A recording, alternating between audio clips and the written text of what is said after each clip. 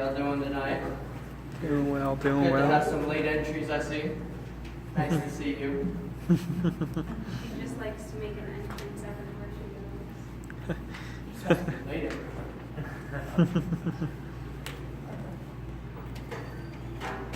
So, this idea of surrender, it's definitely been heavy on our minds, as you can tell. And when I was thinking about surrender, when I was trying to decide how I would go about describing it to somebody, how I would want to teach somebody, or how I would have or was taught myself, I really look at it like two steps. And I look at it like release and then rest. Once again, this is the cast your cares form of surrender. So, if I can have someone look up first Matthew chapter 11. Any volunteers want to look it up? My Bible only has 2 Matthew. What about that fancy? Fitzgerald has a fancy Bible, doesn't he? Matthew chapter 11. Nice newsletter. It's going to start at verse. Let's go 27. I like that. And then I'm going to also need somebody to look up Matthew 37, 5 through 7. And who do I want to pick on? I'd say Car over here. Would you mind reading that when I ask you? It's going to be Psalms 35, or 37, excuse me, 5 through 7. No, you stay in Matthew. They have Psalms. We're going Psalms, okay. Matthew 11, Fitzgerald. You see how I planned that there? I want you to know 11. It was just screaming at me for you to read Matthew 11. Anyway. So, like I said before, I look at it like two steps to surrender. Not only to release, but to rest. So let's go back to Deborah. How did you feel when you had all that baggage on top of you and you were trying so hard to grasp for that money? You had to almost use your baggage to try and catch it, didn't you? Trying to cheat a little bit there, but it's okay. You're forgiven by that guy. But it happens. A lot of times we try and use our baggage to rest. How many people have you heard say, "Oh, I can't do anything without my beer. Like, I'm so stressed, I just can't wait to get to it." Well, that's your baggage. If you can't rest without some of your baggage, you're using it for that same reason. I don't know if it's what you should be doing. I don't know if it's beneficial to you. And that's what I want to talk about tonight.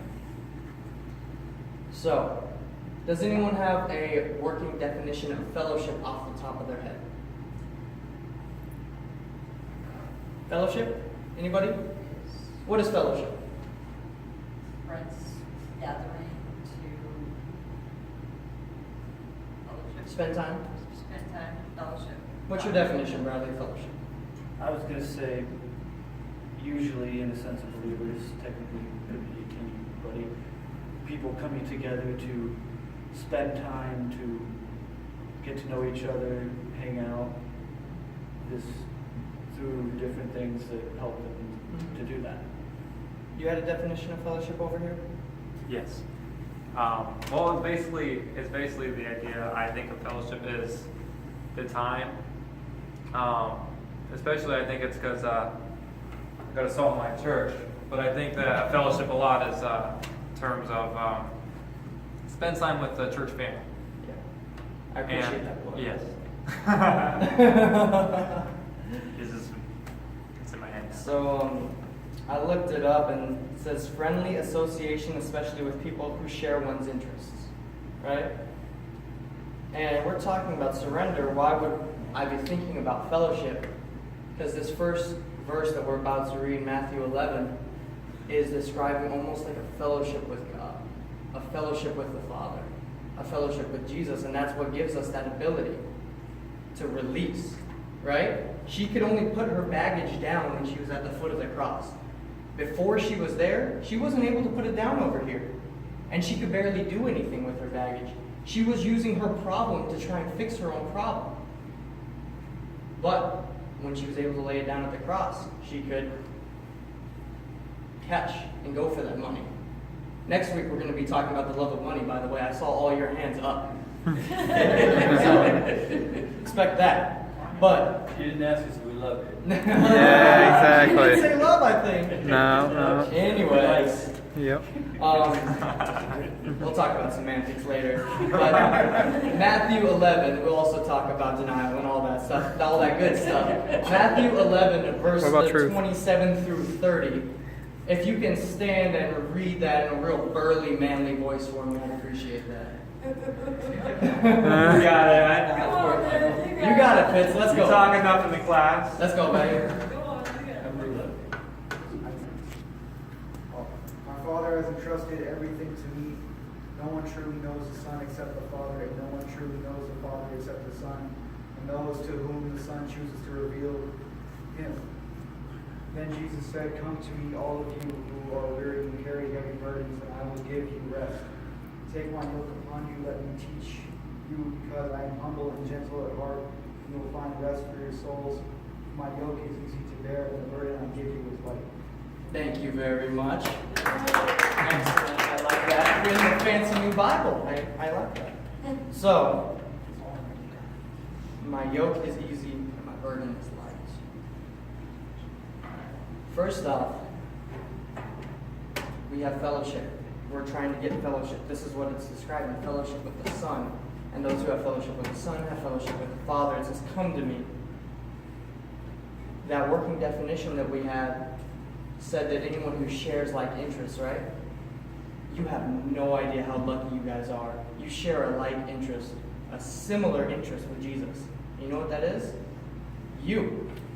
He loves you guys so much. John 3:16. He loves you guys so much, that he is interested in you. And I would like to see one of you that says you're not interested in yourself.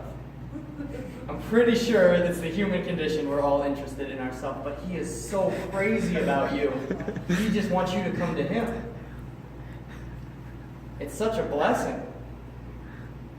And he says, "Come to me, all those who are weary and heavy laden." Because we're so interested in ourselves, it forms baggage on itself. Most of our sins, most of those things that Chelsea mentioned, are things that we think that we're chasing, that we think is good for us. We think money's going to be good for us, so we chase it. We think all those other things that the world does is going to be good for us, so we chase it. We think it's going to be good to lie this time for our own benefit, so we chase it. But that's not what's good for us. And the Father knows what's truly good for us. And the Son knows what the Father knows. And he's interested in you. He's interested in you, Stephen. And he's interested in you, Cody. And you, Chelsea. And you, Roger. And you, Brent. Specifically you. And he cares about taking off that burden that you have placed on yourself. And he wants to do it. But he has this thing called holiness. So, as much as he comes to meet you, you still have to come to him. And that's why he says, "Come to me. Come to me." And this idea of releasing that I was mentioning, this idea of casting your burden onto him, I look at it almost like you have a coin and you place it on the table, right? Not the best example, but some of you, I'm sure, have been to casinos or seen movies. You have that one chip. That chip is pointless until you give it to the dealer, until you give it to the casino, and then they replace it for money. It's like that. Our worries, our cares, all of our baggage is pointless. It's useless. It's garbage. Until we put it at the foot of the cross. And he takes it away and gives us what we should have. So this first idea of release is to put everything at the cross. After that, we we have rest. After release, we have rest. So if I could have Car, please stand up and read Psalms 37, 5 through 7 for me. Commit your way to the Lord, trust in him, and he will act, making your righteousness shine like the dawn, your justice like the noonday. Be silent before the Lord and wait expectantly to him. Do not be agitated by the one who prospers in his way, by the man who carries out evil plans. Thank you. So, that was beautifully read. I looked up the Amplified just because I wanted to humor myself. And it describes, commit your ways to the Lord, roll and repose each of your care and your load on him. It says trust, lean, rely on, and be confident in, also in him, and he will bring it to pass. And he will make your uprightness and your right standing with God go forth as the light, and your justice as right, the shining of the sun. The noonday, be still and rest in the Lord. Wait for him patiently. Lean yourself upon him. Fret not yourself. Do not worry for yourself of him who prospers in his way, because of the man who brings wicked devices to pass. How many of you know that we are sheep? You know we're sheep, right? So, the Lord leads us to still waters, leads us to green pastures. We always hear these beautiful psalms that talk about this, and the psalms continue to focus on resting in the Lord. Once you've released everything, once Debbie was able to release all of that baggage, did you see how she had a little pep in her step? She was just bouncing around. She felt good. That's how it is when you focus so much on Christ and give everything to him that you're like. How many of you have ever had your legs sore after a workout? Or some of you walking up the stairs, or a brisk walk down the stairs. Some of you might be sore after that. But it's sore for a day or so, or a couple hours. But once you get back, it feels good after. You feel light again. That's what it's like. The Lord is more than willing to take away if we release it to him.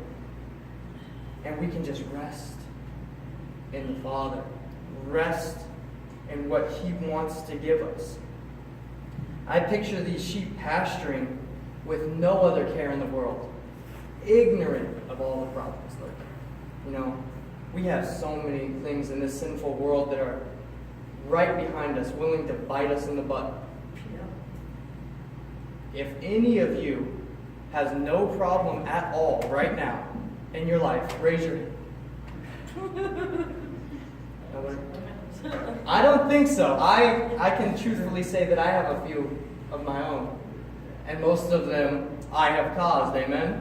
Amen? But we have these problems lurking. They're like wolves to us. They're willing to devour us. As we saw Satan, he said he was coming to and fro on the earth. It describes him as a roaring lion, seeking whom he may devour. All Satan does is come to kill, steal, and destroy. And we're these sheep. And if we just release our problems to the shepherd, the good shepherd, the faithful shepherd, and we just rest in his pasture, then we don't have to worry about that. There's one great thing about our shepherd, and he is strong. And he'll beat the butt of that wolf, and he'll beat the butt of that lion, and he'll beat anybody that comes against us if we are able to completely rely on him and trust in him, which is hard at times. This world keeps on placing that baggage upon us again. Once we release it, it keeps on placing it. But that's why my favorite place is at the foot of the cross. You'll never have worries when you're always there. You'll never have worries when you're always at the foot of the cross. The only times we end up having worries again is when we walk away, when we see something else that we think is going to be good for us. I like the verse that think it's in Philippians. I don't quite remember. But it says that you will know the peace that surpasses all understanding and knowledge. Actually, I think that's Ephesians. And this blissful enjoyment of the sheep in the pasture just reminds me of this trust in the Lord that allows you to know the peace that surpasses knowledge. How can you know something that surpasses knowledge? The only way is if it's surpassing our knowledge, because God's knowledge is much greater than ours. And He allows us to have that knowledge, that peace, when we trust in Him. What I kind of want to end with is this phrase that I'm sure you've all heard by now. It says, I don't know what my future holds, but I know who holds my future. And so often today, in this culture, we look at things, we think our life should be differently. We think that our time should be spent on ourselves, and I am the first one to admit that I spend way too much time in the gym. That's not what I should be doing. I spend more time there than I probably spend at the foot of the cross. However, I know who holds my future. And when I get done with that stuff that's worthless, when I get done with that baggage, I know where to lay it. And that's what I want to encourage each of you right now, in closing, that we would release that baggage. That you would think about that baggage that's personal right now. I don't know if it's mom issues, I don't know if it's dad issues, I don't know if it's brother, sister, I don't know if it's even not family, it could be friends, it could be school, it could be work. I want you to think about that right now. What's weighing on your heart? What's really hurting you right now? Let's just be real, it hurts. Anyone who says life doesn't hurt must have some kind of fantastic life that I've never experienced. But life's hard. This world is sinful and fallen, and it's all against us. There's a verse in John, 1 John, that says, don't be surprised if the world hates you. The world's going to hate us as Christians, and it's going to be difficult. But we can take joy knowing that our Savior overcame the world. And we can rest in His peace, knowing that we release our baggage there. So everyone just bow your heads. Close your eyes all across this room. And I just want you guys